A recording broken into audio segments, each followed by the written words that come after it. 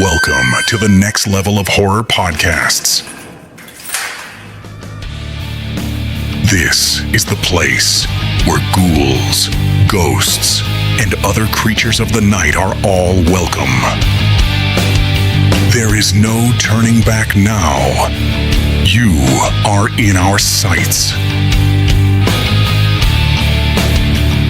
Your hosts, Jason and Craig, will fill you with great discussions, movie reviews, trivia, and fear of the dark.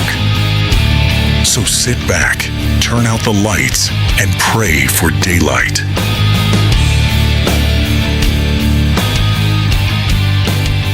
This is Retro Ghoul. Recording in progress. Hey, look at that. Howdy, guys. We are Okay. back for the which episode is this? Is number 4? Right. It's, oh, shit, we got 5 already. Okay. I forgot the holiday episode, which was special. If anybody's bored, feel free to go back and watch that. I was drunk as shit, which means I had no clue what was happening. So if anything you hear saying, Shortest was episode drunk ever. nonsense. Not to say that I disagree with it, because I was probably saying exactly what I meant. So we are going to discuss this evening our individual and or probably collaborative top 5s of horror movies that didn't get the love that they were owed at the time when they came out. I mean, either be it because they came out with something that was similar and had a wider distribution or a larger advertisement, or just because people kind of overlooked them. It happens. It happens all the time. And unfortunately, a lot of times movies that really deserved way more love will get left by the wayside for it. And I'm hoping that anybody that comes across, I'm sure we're both hoping actually, if you come across this, you've not heard any of these movies, go check them out. Give them a shot. See what you think about them. And if they were as good as we felt them to be, maybe look into the directors and see what else they did. Look into the producers and see what else they did. Because there's like a rabbit hole there that ends up in a good place if you just follow it. Yes. It always ends up in a good place. Like 9 times out of 10, at least. I mean, there's sometimes where it goes really fucking bad. Yeah. All right. So, Craig, if you want to kick us off, or I can, it's up to you. If you have a list in front of you, you probably should. My first one is Sometimes They Come Back. I don't think it was such a great movie, and I think it's so looked over. Like, I don't even know. Like, I don't know how it even happened because it's such a great movie, and like, I guess it just didn't get enough attention. I don't know, but to be fair, based off a great story. Yeah. Great story. Sometimes They Come Back. That was one of Alexis Arquette's last roles as Alex. Yeah. Am I wrong about that or no? That was it. No, I think you're right. There was that in Pulp Fiction, and then after that, the change occurred, and then it was Alexis from then on. Yeah.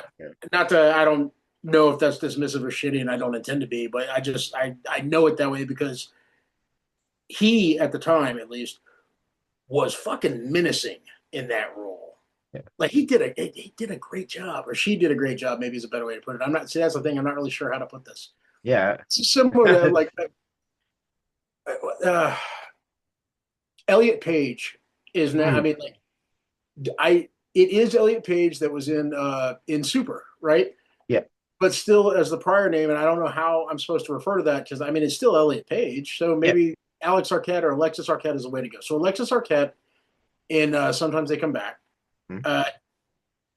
Fucking evil. Just played that shit vicious as hell. Yeah. I mean, no, that's a good call. That's a great call. Actually, it was made for TV, wasn't it? Yep. Was it? Yeah, that's even more actually vicious because of that. At the time period, at least, that was some dark fucking shit for a TV made fucking. It was. Well, it was right. Yeah, but it was right around the same time that It came out, wasn't it? Like the original Tim Curry It. So that was like everybody, like all the networks were like, "Hey, we could do a Stephen King thing." Yep. Exactly how it went down. Well, I mean, arguably though, that's kind of like the original It, the Tim Curry It, pops off, and all the major networks were like, "Shit, we could do this." And then the next thing you know, you have not Masters of Horror, but Nightmares and Dreamscapes. Years down the line, but still like 8 stories from anthology. You know that they were horror stories. They were all Stephen King. Riding the Bullet was, you could argue, yeah. I mean, all of that sort of came from that. There was an opening from that. And yeah, sometimes They Come Back is overlooked. It's a great, it stands up now. It's a good story. Yeah. Yeah, I think it's getting the love it deserves now, but like it just always seemed overlooked. Like I remember it would like come on TV and I'd actually be excited to see it and like I don't know I don't know. I don't know how it got overlooked. Like now you can find it free streaming anywhere. Like that makes sense. That actually does make sense. The story that was based on, by the way, was, I mean, it's dark. It's good. It's a good story. Yeah. All right, so that's oh God, that's a great starting point, Craig. Yeah. Okay, so in like most, I was telling Craig prior to us hitting record, the good majority of mine are British. And it's only because there was a time period in the early 2000s or the late 90s up to about the mid 2000s where there were a bunch of British horror movies that were fucking awesome. They were so good, and they didn't get any real pickup or any real advertisement anywhere. This is not to, I mean, maybe they did in England. I don't know. I'm not British. I have no fucking clue. I do know that over here they didn't, so they were always a surprise to me. So starting from there, The Cottage. The Cottage, which for anybody that has seen anything involved in the Geek Den or any of Craig's writings or anything, he's not a big British horror person. Yep. But The Cottage stands out. Yeah. It's good. It's funny. It was when, by the way, James Corden, earlier in his career, when before everybody knew he was an asshole, which, I mean, I don't know the man personally, but there have been stories. Yeah. He was fucking great in it. He was hilarious. Oh wait, no, I'm thinking about Lesbian Vampire Killers, which was also on my list. Disregard that. That's a comment for later. We'll get there. Sorry, not James Corden. No, James Corden. He was in both. Okay, so yeah, fine. They both wrap up. My apologies. There was the whole idea of like this weird showing up at a cabin off of an estate thing that seems wholly American to me in the form of different inbred fucking horror movies, right? But they did it, man. They fucking nailed it. And it's funny where it's supposed to be funny. It is graphic where it's supposed to be graphic. The acting is spot on because James Corden, being an asshole or not, he's still a great actor. So, by the way, was everybody else in the movie. I mean, they were really good.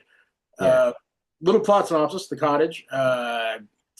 Couple of guys decide to kidnap a mob boss's daughter so they can extort cash from him, and they take him to a fucking cottage in the middle of nowhere, wherein mayhem ensues and the inbred killer in question shows up. That's a basic plot summary. It doesn't begin to actually cover it. It's a fucking great movie. Onward. All right. The Barn. I think it's totally overlooked. Like it's the tribute it does play to 80s horror, you know, like you see a guy like Linnea Quigley and everything in it, and like it's such a great movie because like it's so childish almost. Like, you know, they didn't make it like completely gory. I mean, you knew it was happening, but like it was except the girl who took like the pickaxe to the forehead. That was pretty. No, the whole thing. You're correct. It was intentional. It was an homage. Homage, however you want to pronounce it. It was definitely something that was meant to evoke a specific time period. And you're right, by the way. I think I ended up watching that because you said we had to, and I did, and it was good. It's a good movie. Yeah. There's a lot of those, though. I mean, that's one of the things about flying under the radar. There are so many movies that were made as an attempt of just saying, hey, this is a great show. This is a great style of film. We should make one and see what you think. And then they never get the distribution or advertisement necessary. And next thing you know, they're relegated to a fucking 50-cent bin in Walmart, and that's how you find them because you only had $5. Yep. You know, it was that pack of cigarettes and that DVD. That's what you had. Pretty much. At least that's how I found most of these. Which, by the way, James Corden, Lesbian Vampire Killers. So this movie is once again James Corden. It's fucking silly. It's a silly horror movie. It's meant to be. There was a Fearless Vampire. I feel like it was supposed to be semi-evocative of the Fearless Vampire Killer thing from Andy Warhol and all that, just because of the name. It has nothing to do with that. It's just stupid. It's basically American Werewolf in Paris in London with really, really silly lore. Like it is just absurd.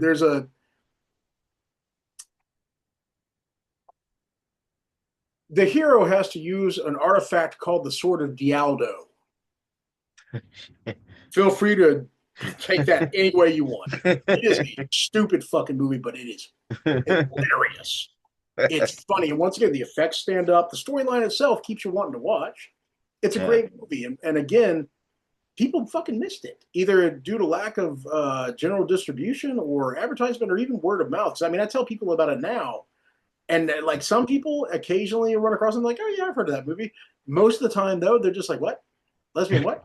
Is it a porn? No, it's not a fucking porn. There's not even any real nudity in it. It's not like that. Don't focus on that part of it. Focus on the rest because the rest of it's just fucking great. All right. Let's see.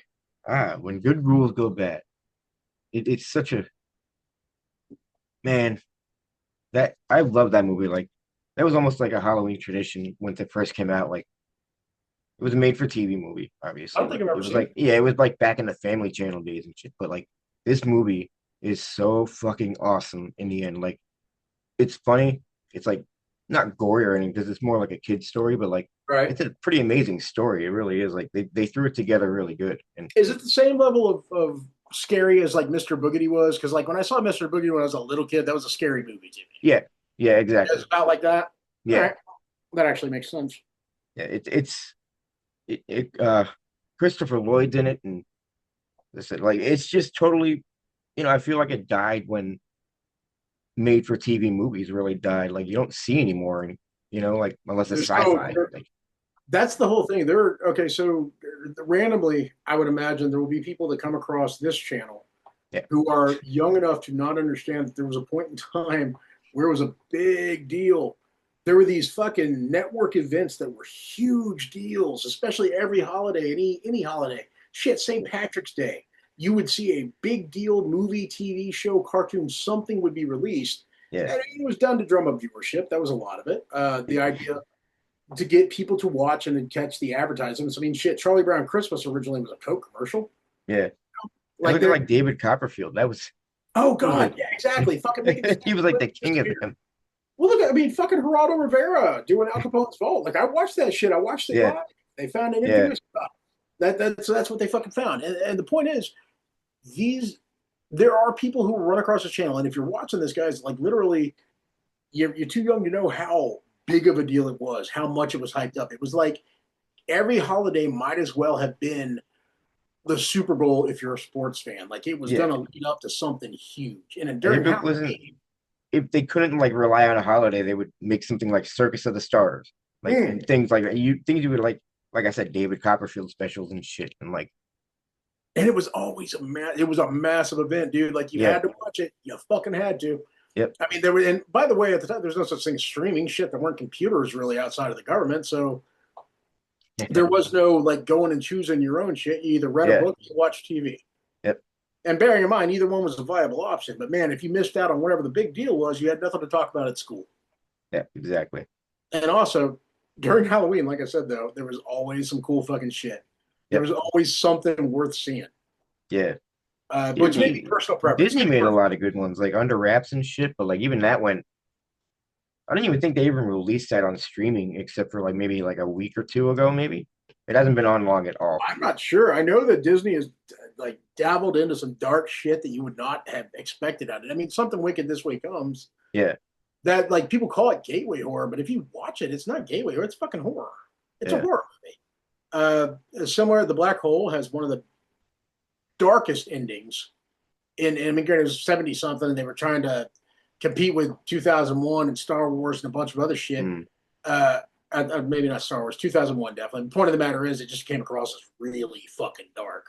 Black Cauldron. Black Cauldron is based off of The Endless Knot. I think, if I remember correctly, is a book series. Wonderful book series, man. They adapted one part of it and made it fucking scary as shit. It's a scary cartoon. And then you get into like what was the one about the book, the one under the bed, something under the bed? Oh, I don't even remember it. That one they haven't re-released because it was apparently too scary, and they finally did, and it's a massively edited version of it, with a kid being turned into a boogeyman, basically. Like there's something to that. No, Disney's. Well, you figured like people that are pretty much taught to animate and or write stories for a specific base for kids, Yeah, know how to scare them. And they know how to scare them in a way that hopefully, if you watch through the entire thing, ends up in a good way. yeah. But that's the whole thing, is making it to the good way part. I feel like they went out of their way to like make us. I don't even, what's the word I'm looking for? Like, I'll come back to it. I had to think of like the best description. Like, Apprehensive. Jim Henson had a statement about this, and I can't remember what it was. He was basically talking about it with the Dark Crystal. yeah, He didn't want to pander to his audience. yeah, He thought that scaring kids, and then, I mean, we're talking about the guy that created fucking Sesame Street. Scaring kids could be a good thing if done responsibly. I can't remember how he phrased it, but what it came down to is kids like to be scared. There's lessons there, but it needs to be done in such a manner that they understand that there's light at the end of the tunnel. yeah, exactly. That's what I was going to say. That's basically what it came down to, is understanding that there was hope.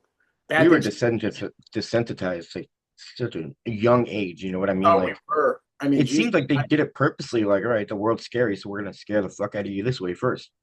If you watched Never Ending Story, right? Gamora, if you're fucking 5, 6 years old, Gamora is fucking terrifying. Yeah. That monster with his glowing green eyes and his fucking blood-drenched fangs coming out of the darkness at your hero of the movie, and just telling him, I'm going to eat you. I'm just waiting until I want to. Like that is a fucking dark moment to drop on a child. And what's even worse is understanding, like, when you're watching it in the moment, you're like, he's gotten through everything. Maybe he can get through this. And you're still wondering, can he though? Yeah. I mean, that's a lot. Like, you are mine. I'm just waiting until I want it. Yeah. That's a scary fucking mindset. Yeah, it is. All right. Back on the movies that are overlooked. So all right, this one maybe wasn't so much overlooked. It was just not advertised at all. The Devil's Chair. I know that people know of it. I know people have watched it, but most of the time when I mention it, people don't. I think it fell victim. We discussed this before. I think it fell victim to the bullshit DVD box art that was popping up in the 2000s, where like there was a bunch of no-name shit studios popping up with these like computer generated, like they'd pay a good box artist to make their shit movie look good. Yeah. And that's basically what happened here. The Devil's Chair, it was a guy with a mask on his head sitting in a chair. Like, it was like this whole fucking thing. And it's like, if you just walked by it and you never heard of it, you'd be like, that's probably the cheesiest piece of shit. Yeah, I think me and you did watch that.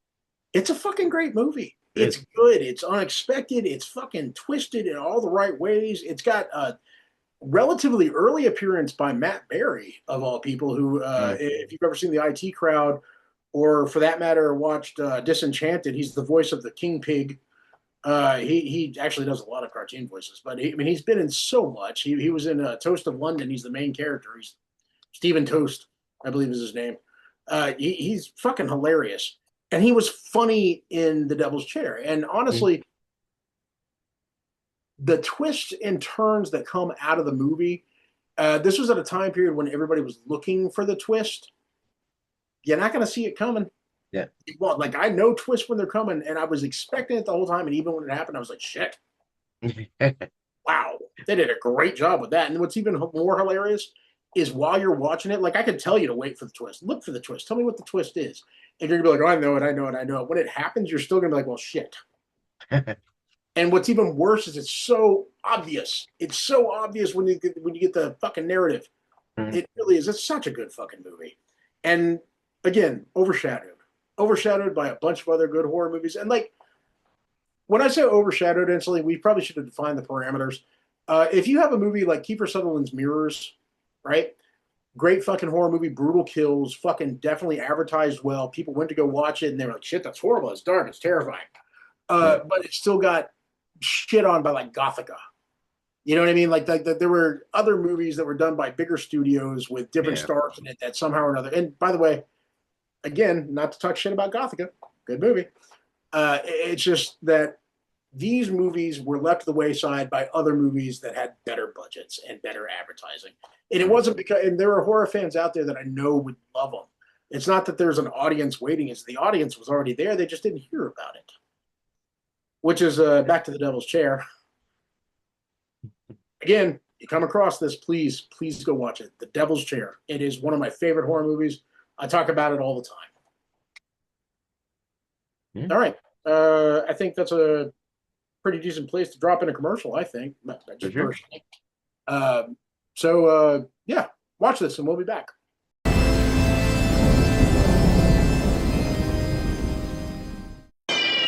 You don't really know much about Halloween witchcraft. The last great one took place 3,000 years ago when the hills ran red. Halloween, the dead might be looking in.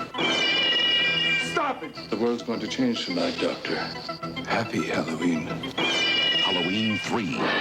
Season of the Witch. The night no one comes home. Rated R. Now playing at a theater near you. Want to go psycho with me, Elvira? Here at the Bates Motel? Look for me wherever they sell mug root beer. And enter the Go Psycho with Elvira contest. You can be my guest at Universal Studios in Hollywood for a monstrous bash at the Bates Motel. Shower, anyone? This Halloween, go psycho with Elvira and win a party with mug root beer and me. I love my mug. I love it. We have returned. I hope you enjoyed your commercial break. God knows we did. Yeah, so now that we're back, Craig, we're on you, my man. I'm going with Diary of the Dead. I think it was one of the first found footage movies when you think about it. Like, it's everything I would imagine if, like, the dead were to take over the world. Like, it honestly is realistic. If it was like a real situation, you would actually believe it because that's how good, like, even though it was supposed to be found footage, they were pretty good at acting. Like, I feel like Romero's vision on it. Like, I mean, the fact that if you so anybody who comes across this, most likely search for some specific keywords. You're probably in the right place. I don't know, but there is, like, Romero's Dead series. The guy didn't have a full off plan going in. He didn't. He had an idea and he ran with it, which is why, like, one of the most classically quoted fucking parts of it is, like, when there's no more room left in hell, the dead will walk the earth, right? Yeah. That's because they didn't really have an explanation behind why. I mean, it wasn't like Return of the Living Dead sort of tried to, but that had nothing to do with Romero. Yeah. So the different versions of the Night of the Living Dead and Dawn of the Dead and Day of the Dead and fucking Diary of the Dead and everything. The Dead. Yeah. The guy literally was making it up as he went, but he kept it cohesive. So Diary of the Dead, to me, was a great, like, first off, it was for him a great way to be like, oh, found footage. That's something we haven't tried. And he fucking made it that. Yeah. I mean, he passed away right after or right before? Or were I thinking about Survival? That was Survival. Right after Survival is when he passed away. That's right. Okay, so that was after So Diary of the Dead, then Survival of the Dead, right? Yep. And Diary of the Dead sort of branched into Survival, which is the other thing. It is a cohesive plot because of that. If you start from the first Night of the Living Dead and go forward, it is a cohesive storyline. I mean, granted, you have to disregard the effects, you have to disregard the technology in each series, but if you just follow it for what it is, it's good. And when you get even if you look at Dawn of the Dead, it's supposed to be like 3 months, 6 months after this all happened, and, like, the progression that you do see throughout his movies of, like, zombies and what would they look like what's more decomposing, like Day of the Dead. They've been there for like 10 years probably waiting, you know. Right. They're getting worse, but even more so is the people that are still alive are starting to try and figure out a way to deal with it. Yeah. And you had Diary, which was people who were on the road with the shit happening. Yeah. Knowing that something was wrong, but not, I guess, I don't know, when Diary was really kind of around, would it have been, it wouldn't have been the same night as Night of the Living Dead. It would have been around the time, like people on a trip coming across it while it was happening. So a couple of days in the middle of nowhere, really. Yeah. You know? And that's the thing, though, is like, it is, if you, again, You have to disregard the technology. You have to disregard the film stock. You have to watch it for what it is and try and put it together in your own head. Like there was a cohesive story and it was good, and all of it was leading up to what was in Survival of the Dead. The idea of trying to get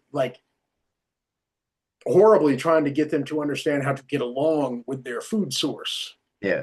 In a weird sort of way, and then finding out they didn't have to get along with the food source because they'd eat whatever you put in front of it if they figured it out. Yeah, no, good call. Very good call. People did miss it. I feel like it got pushed aside for the same reason that a lot of stuff at that time did. It was because it was found footage. There was so much found footage stuff coming out at the time. Everybody thought it was going to be the same fucking thing. I can understand that. But yeah, people missed out if you didn't see it. It's a good movie. Yep. All right, let's see here. I've already done The Cottage, lesbian vampire killers, because fuck you, James Corden. Devil's Chair. Yeah, so those are all British movies. Okay, so this one, I'm not even sure that you could call it a horror movie. It's probably more of a comedy, but it was horror related. Relic of Cthulhu. Okay, so interestingly, this came out in the mid 2000s. It's an American movie. I can't suggest it highly enough for anybody that's an H.P. Lovecraft person or likes the fucking cosmic horror shit.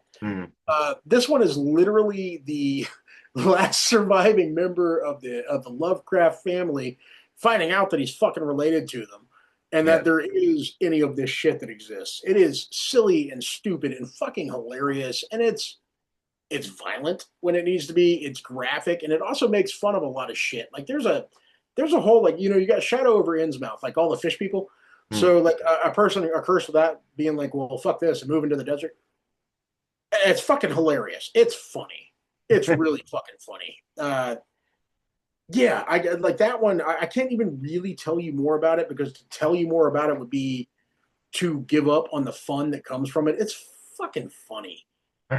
It's just a good movie, and horror because of the cosmic horror approach to things. So anybody gets bored, Relic of Cthulhu, just go watch it. That is all.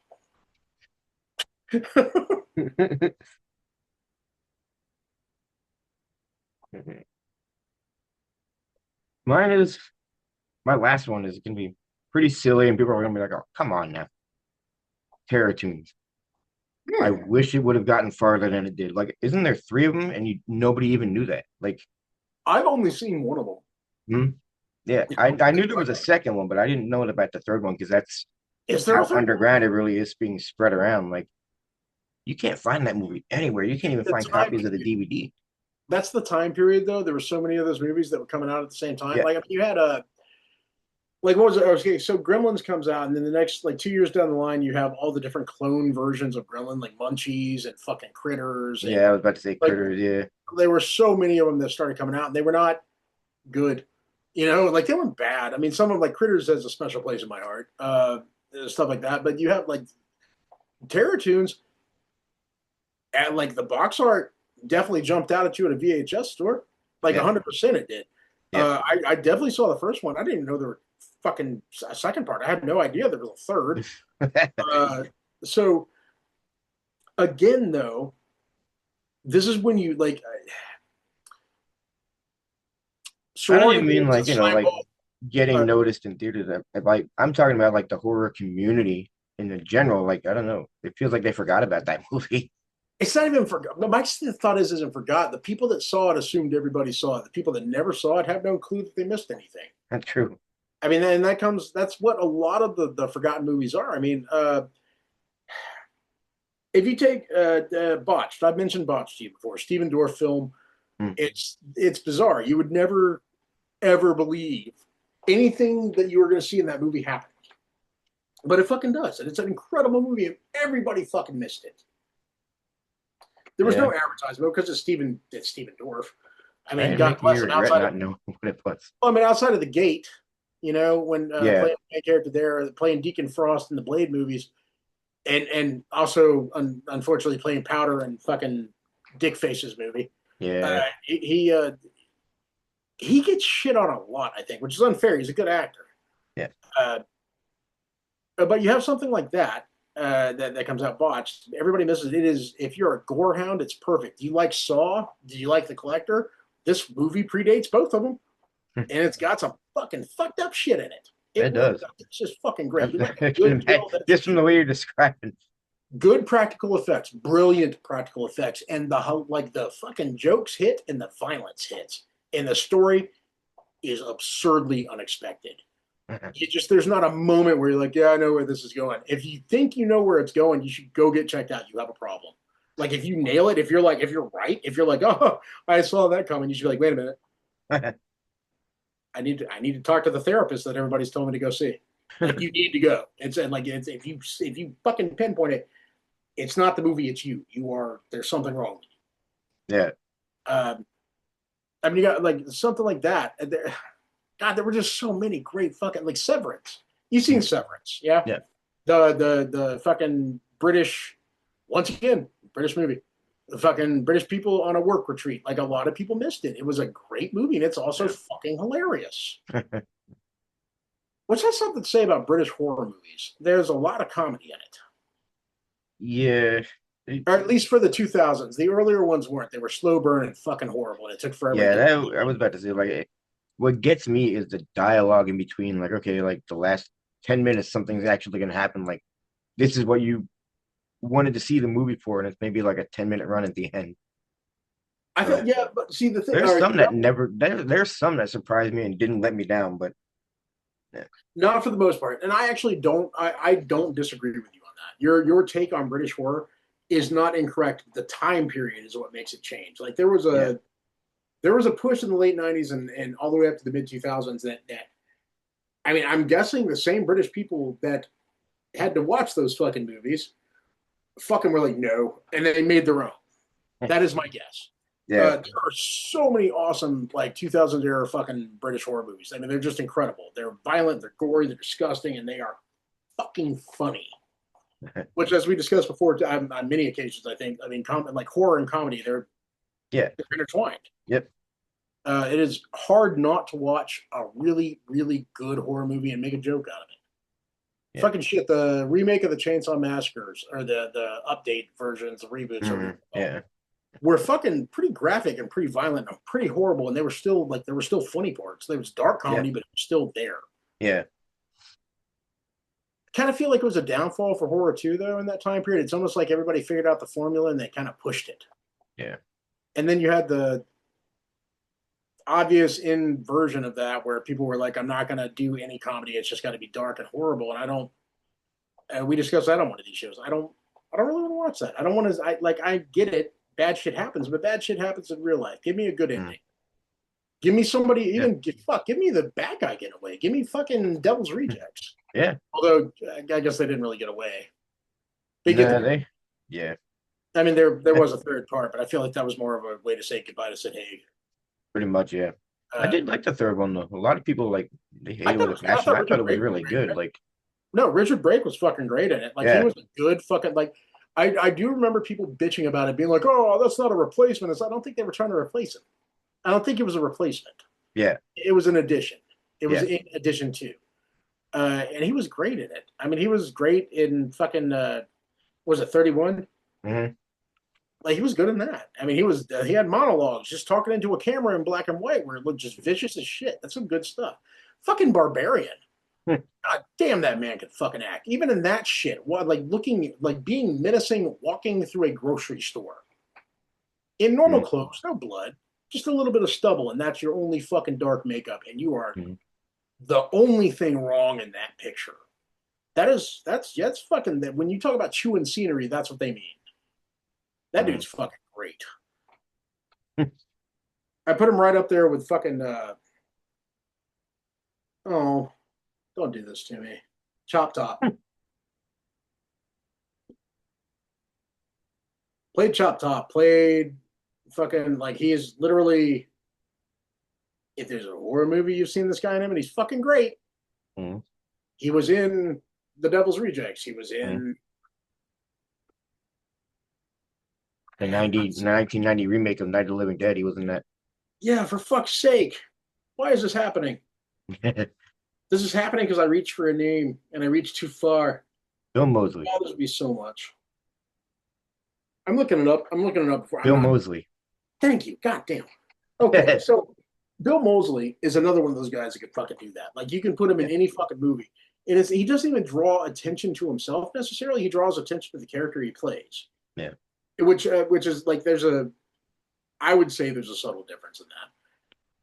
He can play dark as fuck. Yeah. But also, like, Night of the Living Dead, the Savini fucking remake, however you want to call it, right?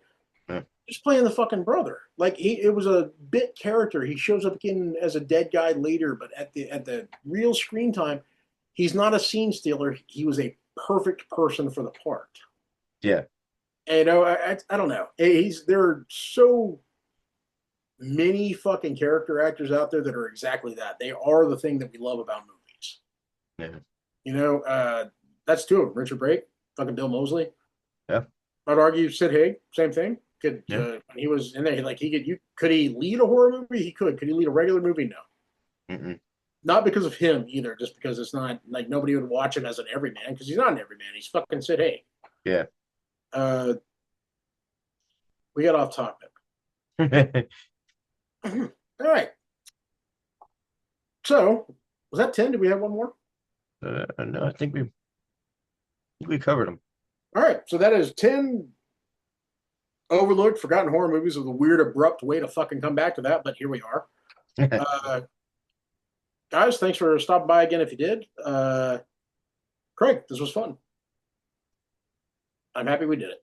Follow us on Facebook, YouTube, and TikTok. You can also find us on Spotify and all other streaming platforms at Retro Ghoul 83.